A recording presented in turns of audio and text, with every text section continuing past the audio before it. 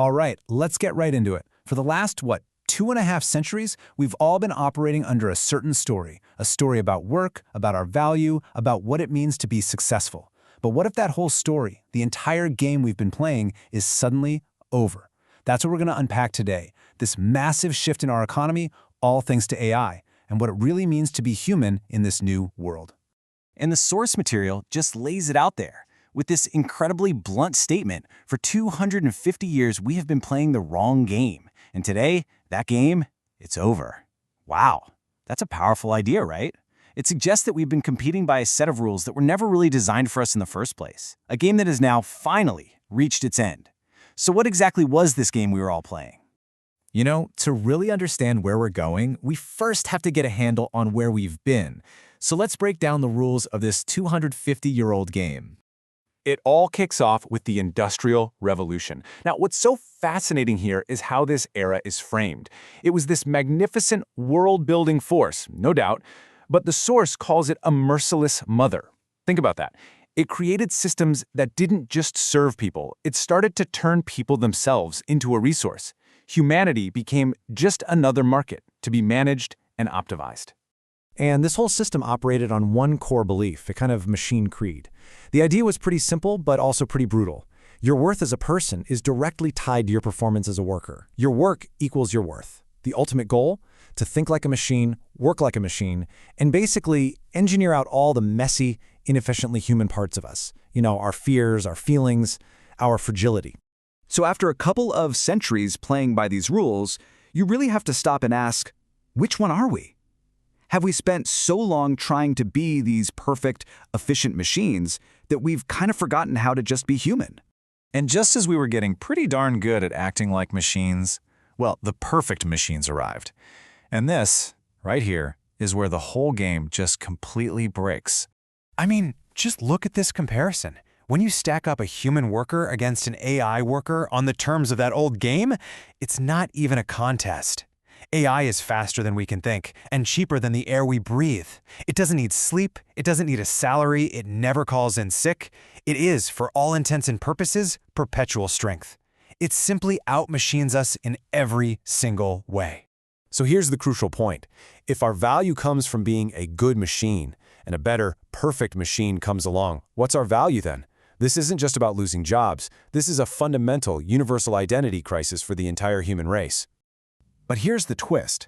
The answer to this massive technological crisis doesn't come from more technology. It actually comes from a deeply human experience, hitting rock bottom. The source material shares a personal story of burnout that really works as a powerful allegory for all of us.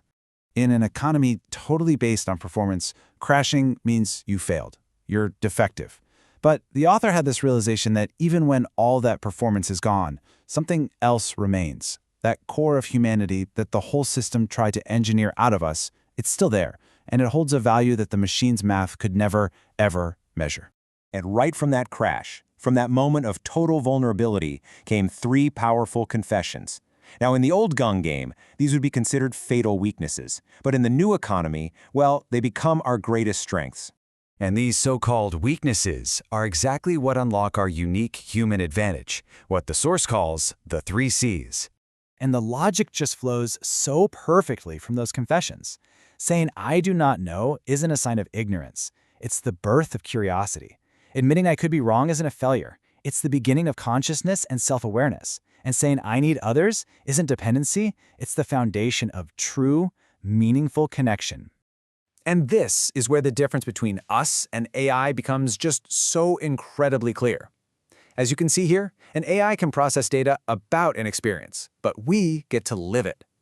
An AI can make a mistake, sure, but we're the ones who have to face the real-world consequences. An AI can simulate a connection, but we're the ones who actually feel it, who fight for it, who risk everything for it. And that, right there, is a gap that AI can never cross. And don't mistake this for some soft, feel-good platitude. The 3 C's are literally the hidden engine of all modern progress. I mean, think about Francis Bacon, the father of the scientific method. He built it on these same principles. Observation, that's curiosity, I do not know. Experimentation, that's consciousness, I could be wrong. And peer review, well, that's connection, I need you to test my work. It's been there all along. Even the father of modern economics, Adam Smith, understood this. He argued that markets only work when our own self-interest is balanced with what he called sympathy, basically the ability to feel what someone else is feeling. And why is that so important? Because markets aren't machines, they're relationships, and relationships absolutely depend on human connection. Okay, so how do we actually apply this? It all comes down to 3 fundamental shifts in our mindset. I know needs to become I do not know yet. That keeps us curious. I am right needs to become I could be wrong. That opens us up to better questions. And I can do it alone has to become I need you, which builds the kind of relational trust that is our greatest advantage. So what does all of this lead to? It leads us right here to the birth of a brand new era. Welcome to the human economy. And listen, this is not a war of humans versus machines. Not at all. It's an alliance. It's a new division of labor. We let the machines have the world of transaction, process, scale, and speed. And we, the humans, we get the better job. We take transformation, presence, substance, and soul. So let's be absolutely clear. The arrival of AI is not the end of our story. It's just the end of the game where we tried to be machines. It's actually the beginning of a renaissance, a time where our value comes from being profoundly, beautifully, and unapologetically human. Ultimately, that's the big takeaway here.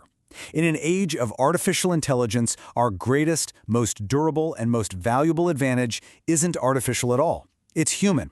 The future belongs to those of us who have the courage to stay that way.